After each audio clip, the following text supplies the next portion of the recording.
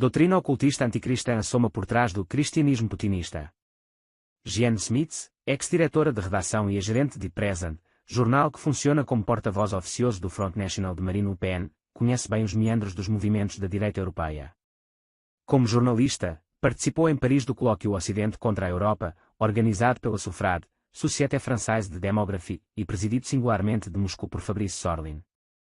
O evento se realizou em 1º de abril no auditório da Maison de la Chimie com a presença de movimentos de países europeus e sobretudo da Grande Rússia. Jeanne Smith apresentou um pormenorizado relato em seu site Reinformation TV. Ela queria saber de onde provém a admiração por Vladimir Putin de amigos seus, pertencentes a grupos identitários, soberanistas e anti-imigração, que julgam ver no ex-coronel da KGB um líder defensor da família, uma muralha contra o liberalismo americano, o terrorismo islâmico, etc. O fenômeno é tão singular que, segundo a jornalista, 10 dias antes das eleições, em plena campanha presidencial, Marine Le Pen foi procurar uma forma de sagração por Vladimir Putin em Moscou. O gesto foi qualificado como corajoso e bem-vindo por Philippe de Villiers, político que defende posições opostas à ideologia dos pensadores próximos de Putin, como Alexandre Dugin, o Rasputin de Putin, e o oligarca Konstantin Malofev. No colóquio, Smith teve uma imensa surpresa. Deparou-se com a exposição de uma doutrina pró-russa e tradicionalista, mas prenhe, segundo ela, de evidentes tons gnósticos, pagãos, franco-maçônicos, dissimulados por trás de uma fachada nacionalista e pró-europeia, leia-se cristã e pela vida, capaz de enganar muitas pessoas de boa vontade. No ponto de partida há um engano, observou. A grande mídia e o estabelecimento político dominante trabalham pela cultura da morte, pela ideologia de gênero, pela extinção das nacionalidades e pelo desfazimento das culturas dos países numa massa planetária. Essa ofensiva preocupa as pessoas bem orientadas e foi abordada no colóquio. Mas, estranhamente, o tema foi misturado com uma propaganda de Moscou que conduzia no sentido oposto do prometido. Um exemplo revelador é o conceito de mundo multipolar, de Alexandre Dugin. Esse conceito esteve no centro do evento em Paris e foi apresentado como uma alternativa radical ao líder do Ocidente, o Zhao. Mas, o que é o Ocidente na visão do Rasputin, do Kremlin? Perguntou Smith. Em momento algum se falou do Ocidente cristão que levou o Evangelho ao mundo inteiro. No centro da multipolaridade duginiana há uma polaridade única, a do cristianismo ortodoxo cismático de Moscou. É uma troca enganosa. O patriarcado de Moscou foi criado pelos czares como uma terceira Roma, que desconhecia a Roma dos papas, a primeira Roma, e Constantinopla, a segunda Roma.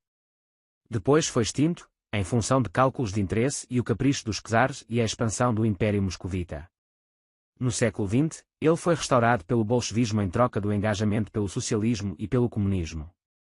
A multipolaridade religioso-cristã duginiana reduz o cristianismo ao monopólio do patriarcado de Moscou. Ele é erigido em única igreja representativa da Grande Rússia, a qual por sua vez é proclamada potência soberana e autónoma, única, imperial e invasora. E o patriarca é mero servidor desse projeto. Em janeiro de 2015, explicou Dugin com termos leninistas, não haverá Grande Rússia sem grandes conflitos. Uma prosperidade pequeno-burguesa jamais nos conduzirá à grandeza. Espero uma Grande Rússia por meio de grandes abalos. Assim, a multipolaridade duginiana resulta na hegemonia russa centrada com exclusividade no Kremlin e em seu submisso patriarca de Moscou. As críticas às intenções mundialistas de reprimir a natalidade se desfizeram na hora em que escritores pela vida, mas também por Putin, manifestaram grande hostilidade à expansão demográfica africana. Eles culpam essa última pelo aquecimento global. Mas ao mesmo tempo afirmam que dito aquecimento é uma invenção globalista para montar uma ditadura à qual os agentes putinianos pretensamente se opõem.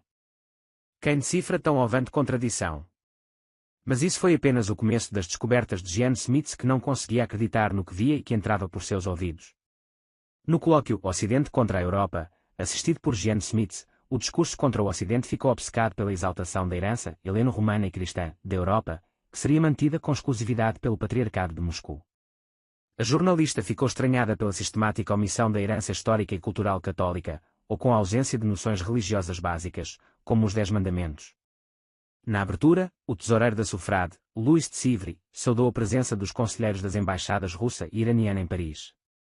O que tem a ver o Irã governado por fanáticos xiitas com a causa do cristianismo ou da herança greco-romana? Perguntou Jeanne Smith em seu site Reinformation TV. Mas logo lembrou que o presidente da SOFRAD possui a empresa Tsar Consulting que acompanha projetos comerciais em zonas geográficas não convencionais, especialmente no Irã. A Rússia de Putin foi o leitmotiv. Nikola Mirkovic, colaborador da agência Sputnik e da Russia Today, dois grupos da propaganda putinista, propôs substituir a União Europeia por uma união que vá de Brest, no Atlântico, até Vladivostok, no Pacífico. Em outros termos, trocar Bruxelas por Moscou num esquema mais esmagador das identidades nacionais do que a atual UE. O coronel Jacques Hogar denunciou a NATO como organização obsoleta e perigosa, e braço armado dos EUA. E propôs uma aliança dos países europeus com a Rússia. Mais da mesma coisa, trocando o polo de influência de Washington para Moscou. Jens Smith custava acreditar que assistia ali ao renascimento da antiga estratégia geopolítica da URSS. Era como se os presentes trabalhassem para uma nova Rússia, reconstituindo o antigo bloco soviético. Eles propunham restaurando velhas alianças com os aliados tradicionais da era soviética, como Cuba, China, Coreia do Norte acrescido do Irã e da Venezuela. John Laugland, diretor de estudos do Instituto de Democracia e Cooperação, presidido por Natalia Narotchnitskaya e teledirigido por Putin, defendeu que o comunismo sumiu na Rússia. Mas, Mirabil Dictu, triunfa no Ocidente na sua versão marxista-gramsciana. Essas palavras soavam bem, mas eram enganosas e distorciam a realidade, observou Smith. Primeiro, a Rússia não se libertou do comunismo, como pode-se ver pela continuidade dos colhossos coletivos, o cerceamento da propriedade privada e a ausência de liberdades, especialmente a religiosa. Segundo, o gramscismo é uma variante estratégica para a vitória do comunismo, inclusive na Rússia. O que Gramsci quer para o Ocidente, desde 1917 está sendo aplicado na Rússia. As reformas culturais que o marxista italiano pregou décadas depois, como a dissolução da família, o aborto, etc., são lei na Rússia. Levan Vazadze, oligarca admirador do ocultista francês René Guénon, disparou que o marxismo é uma forma de totalitarismo inventada pelo Ocidente por capitalistas globalistas. O liberalismo seria outro totalitarismo. Em resposta a esses totalitarismos, ele ofereceu o conceito de tradição do ocultista René Guénon, também conhecido como Abd al-Wahid, pois no fim da vida se tornou místico islâmico. Jens Smith relembra que Guénon encarna um modelo do ocidental fascinado pelo Oriente, gnóstico, esotérico, maçom e apóstata. Acresce que o Maitra Penser de Putin, Alexander Dugin, foi o primeiro tradutor da obra de Guénon para o russo. Para Vazadze, a civilização ocidental só serve para os estúrdios e os cínicos. O sentido profundo dessa aparente confusão é que raízes da religiosidade russa remontam a sabedorias muito antigas e certamente não católicas, ouviu com espanto a jornalista que achava que ia encontrar defensores do cristianismo. Vazadze enunciou outra era histórica cujo fundador será aquele cujo nome não deve ser dito, o quarto cavaleiro do Apocalipse, ou o cavaleiro da morte. O que ele quis dizer? Vazadze sublinhou que o liberalismo é que vai morrer. Para vir o que na nova era? No centro da sociedade não há classe, nem raça, nem mesmo indivíduo, explicou, antes de justificar o panteísmo. Nessa nova era o homem feito à imagem e semelhança de Deus deverá ser substituído pelo homem molécula sem individualidade. Fabrice Sorlin, diretor da associação organizadora Sufrad, fez um apelo para se obedecer à Rússia, pois, entre outras razões, ela ajudou Bashar el-Assad a deter o avanço dos valores ocidentais. O jovem ucraniano ortodoxo Olshan Skorushkov ficou o apelo parafraseando a ideia básica do oligarca Konstantin Malofev, segundo a qual a fórmula ideal é a aliança dos sovietes com o patriarcado de Moscou. Ele explicou que, sob os sovietes tínhamos uma moral, um senso da pessoa humana. Alexei Komov, representante do patriarcado de Moscou no Congresso Mundial das Famílias, defendeu que a Revolução Bolchevista de 1917 foi apenas uma experiência que nada tinha de russa, SIC. Como se Lenin não tivesse tido parte nela, nem toda uma geração de revolucionários russos que lhe imprimiram um caráter tipicamente russo. Ora, foi a Revolução de 1917 que proclamou o amor livre, legalizou o divórcio e instalou o aborto sem limites. Mas Komov, auto-intitulado defensor da família, fingiu desconhecer tudo isso. E hoje? Alegremente, Komov inventou que houve um milagre na Rússia em virtude do qual renascem os valores tradicionais da família e da tradição. Quem fez o milagre?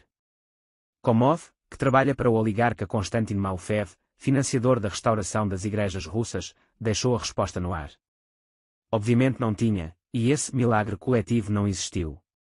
Ele fingiu ignorar que o número oficial de abortos hoje na Rússia é de 700 mil por ano, e com uma percentagem mais elevada que nos países mais liberais da Europa Ocidental. Tampouco falou que o índice de divórcios na Rússia é um dos piores do mundo, acima de 50%. Ou que os nascimentos fora do casamento desceram aos níveis deploráveis dos países dominados pelo globalismo, França, 57%. Porém, Alexei Komov apresentou-se despoderadamente como grande defensor da vida e não hesitou em explicar que Stalin acabou mais favorável à família, sem ligar para os cerca de 100 milhões de mortes provocadas por esse ditador e as famílias assim destruídas. Alexander Dugin, cujo site Katon é também beneficiado pelos fundos do oligarca Konstantin Malofev, é tido como o maître à penser de Putin. No colóquio, suas ideias estavam na boca de todos. Mas, escreve Smith, em seu livro O Gnóstico, Dugin confunde conceitos e posições para ludibriar deliberadamente os outros. Nós os embaralhamos passando do direitismo ao esquerdismo e vice-versa. Seduzimos ao mesmo tempo a extrema-direita e a extrema-esquerda. Smith identifica nesse livro de Dugin um velho palavreado maçoníco. Com palavras confusas supostamente de direita, ele restaura o pensamento mofado da velha esquerda e forja um Putin salvador da cristandade, que é ao mesmo tempo herdeiro de Stalin. A jornalista teve mais uma surpresa no encerramento. Yannick Jaffré, pensador nietzscheano e ex-militante do Partido Socialista Francês, voltou a apelar para a inspiração de uma ciência que vem de muito longe. Ele invocou os clássicos pagãos, os antigos gregos, Maquiavelo e Nietzsche. Sim, o próprio Nietzsche, que pregava o combate à Igreja quando ela não estava empestada de progressismo. Não foi por acaso, conclui Jean Smith, que a palavra final do colóquio ficou com um pensador tido como o perfeito panteísta. No cristianismo putinista, só encontrou engano e tapiação.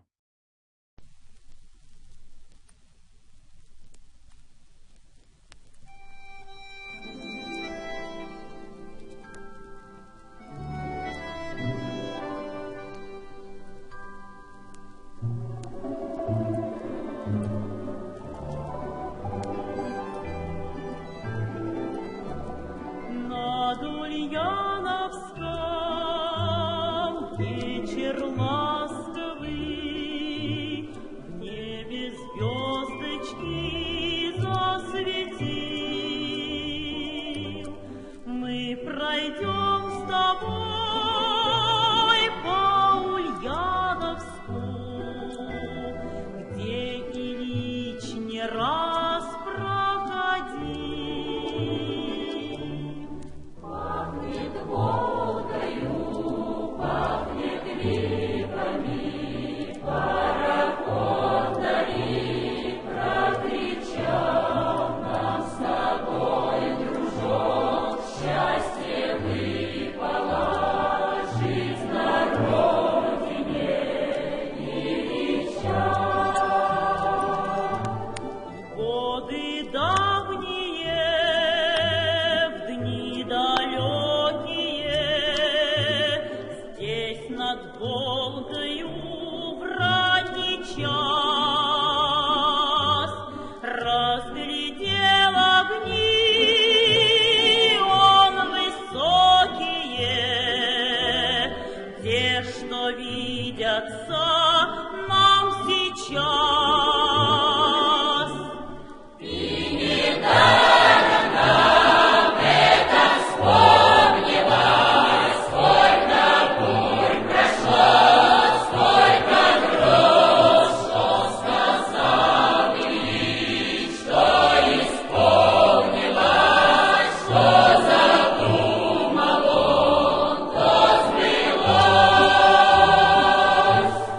Видишь, звездочка в Волгу падает, хорошо бродить у реки,